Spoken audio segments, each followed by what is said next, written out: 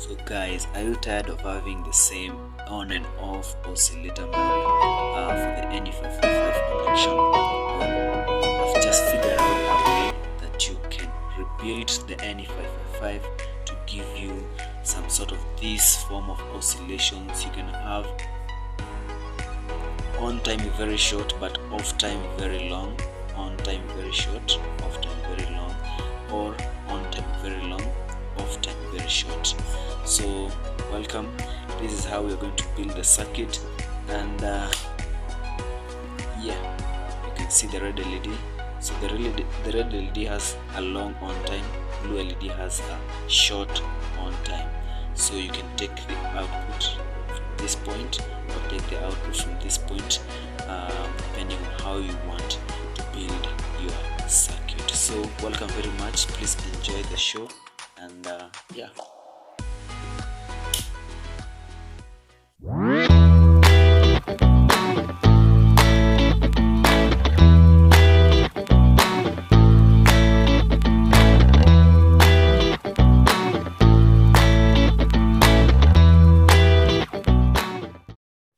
So guys, welcome to Tronics Energy, and this is today's episode where we are going to check on how we are going to connect our NE555 to give you different form of oscillation, not just the normal on and off, on and off, on and off. This is a typical oscillation, and we are going to rebuild it and try to get some different form of oscillation like this one right here. There's a long on time and there's a short off time, long on time, short off time. And there's also this oscillation where you get the on time is very short but the off time is very long. Off time, on time, sorry, on time very short, off time very long. So yeah, so that's what you're going to do today. And for this you're going to require two NE555 timer, and we're just going to connect them in the normal modes that we are used to, only that now we are going to be redoing some places, and we're going to be reconnecting them together, interconnecting them together rather. So I'm using a 5-volt power supply. It's a constant power supply, so you can use anywhere from 5 to 10 volts, not 10 volts rather, but 9 volts, 5 to 9 volts. And this is the connection. So the first NE555 I've connected in oscillator mode. Let me take something. So I'll put a link below to show you how you can connect your NE555 in oscillator mode. The oscillator mode is also known as the I-stable mode. So this is the connection. This is the connection of the NE555. The dotted places just the integrated circuit. This is the internal components, and the outputs here are the pins. So this is how you can connect your NE555 in oscillator mode, and then the output you take it from pin number 3 right down there. So this is what I've just created here. The same connection there, the same connection as this one. So I'll put a link below to direct you on how you're going to make your NE555 in oscillator mode. So once you've connected your NE555 in oscillator mode, you are not going to power it using VCC. The power of the NE555 will be coming from an inverter, and the power will be coming from will be controlled by this second NE555 that we have connected in monostable mode. So the same way I've showed you, I'll also put a link to show you how you can connect your NE555 in monostable mode. So just like the previous image, this is also NE555 internal components, and these are the pinouts of the component. Then you have the capacitor right here, we have the switch right there. Only that in our project, the switch that we're going to be using just 2 BC. These are 2 BC 547.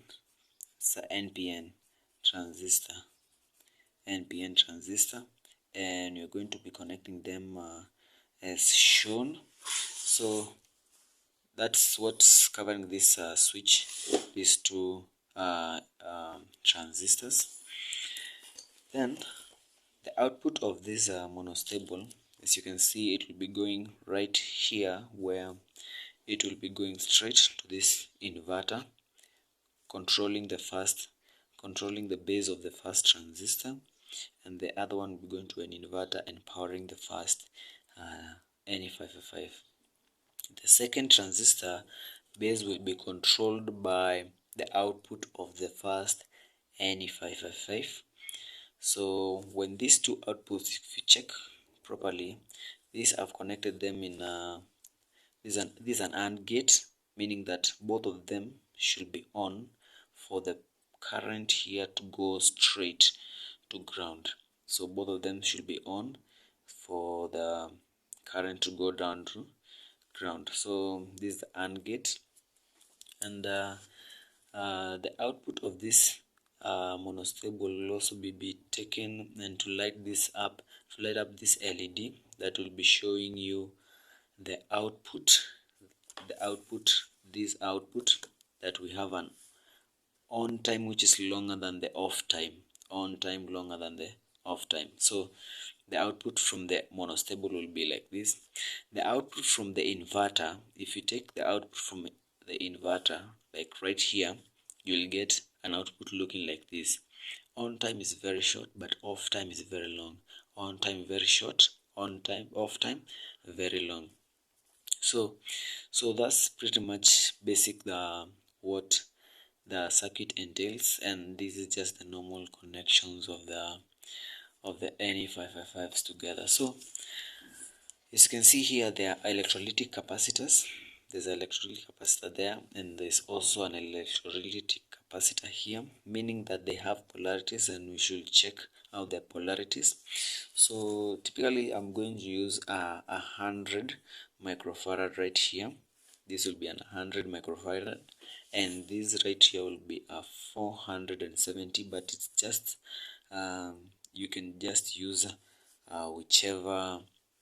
I'm going to show you how you can vary those capacitors to get different form of output. So this I'm going to use a 470 microfarad.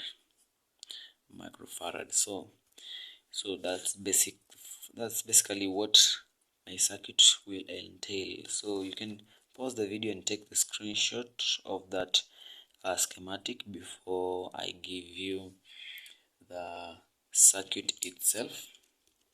So my circuit is right here.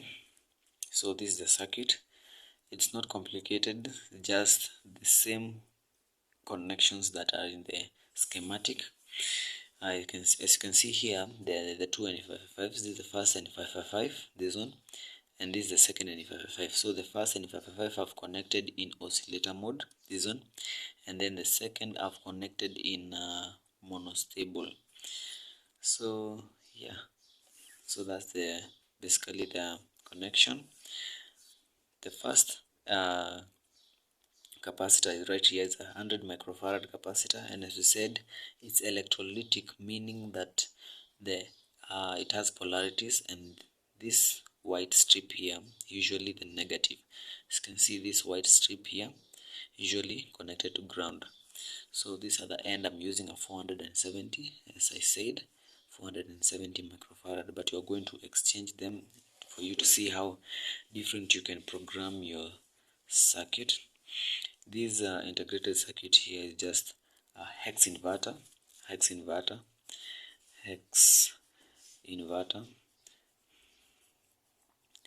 meaning that it has 6 inverters. An inverter, look, just try to show you. So this is the input of the inverter, and this is the output of the inverter. So if there's a 1 input if there's a 1 in the input, there will be a 0 in the output. If there's a 0 in the input, there will be a 1 in the output. So that's basically the function of an inverter. So I'm using typically two inverters, as they are in the schematic diagram. So the two BC547 transistors are right here. These are the BC547 transistor, the 3-pin device.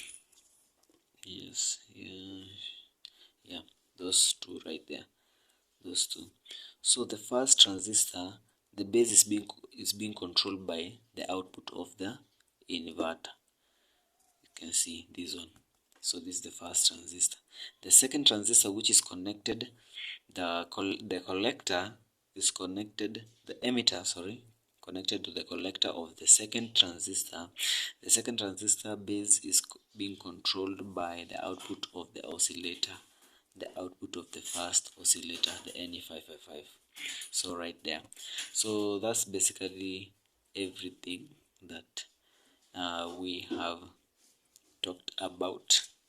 And then as I said, the first oscillator, the first NE555, the power supply of the VCC is not connected to the is not connected to the mains. It's being controlled by the monostable, which has been passed through an inverter. So the output of the monostable inverter, as you can see, I've jumped it on this other end, pin number 13. Then pin number 12, which is the output, is powering this integrated circuit using this long jumper. So yeah, so the output, the first LED right here is a blue LED. I've connected it to the output of this TC74, which is a hex inverter. So the output of this blue LED should be on will be very short and the off will be very long. On very short, off very long. And the next one right here, which is red LED, the on will be very long and the off will be very short. On very long, off very short. So I've connected it direct from the output of the monostable NE555 right there. So we can power the circuit. I'm powering using 5 volts DC. You can power it any from 5 volts to 9 volts. So let me power the circuit and you can see. So yes, yes, you can see the red LED on, and then the blue LED on time is very short, just like blinking. And then the red LED has a very long on time and a very short off time. As you can see, if I just cover this, you can see the on time is very long and the off time is very short. And if I cover this, the on time very small and the off time is very long. So depending on how you want to take or whichever place you want to take your output, you can build other circuits from here. If your circuit requires a very short on time, you can take your output from here. If your circuit requires a very long on time and a very short off time, you can take your output from this end. So this first LED, the on time is being controlled by this capacitor right here. If we put a very small capacitor here, then you'll find that the on time will be even shorter than it is in the video. So let me look for a small capacitor to show you what I mean. Let me look for a small capacitor to show you what we really mean by that. I'm looking for a 22 microfarad and I'm not quite seeing it. Let me use a 10 microfarad for you to get the concept of what we mean. So this is a 10 microfarad. Let me use this one, then you can see. So let me connect it. This is also an electrolytic, so I should check the polarity very well, then I connect it. See that the on time is even smaller and the on time right here is very long. So you can see the on time is very short. So you can vary whichever output, how you want your output to be, you can vary right here. Then let's say that we drop this is a very big one, it's a 470. Let's drop it to 100 and check what it will do to this red LED, because this is the one controlling the on time that is on the red LED. So let's put this on.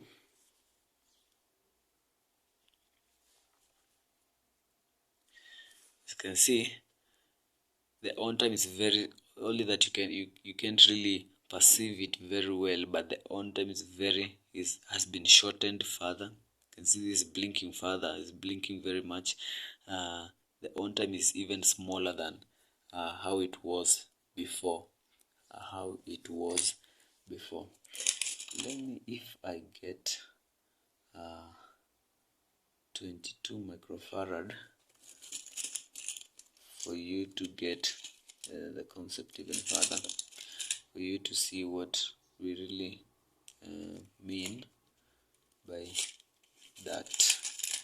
Check here, there's a 1 microfarad. Okay, so this is a 220 microfarad. 220 microfarad. Let me see how it works.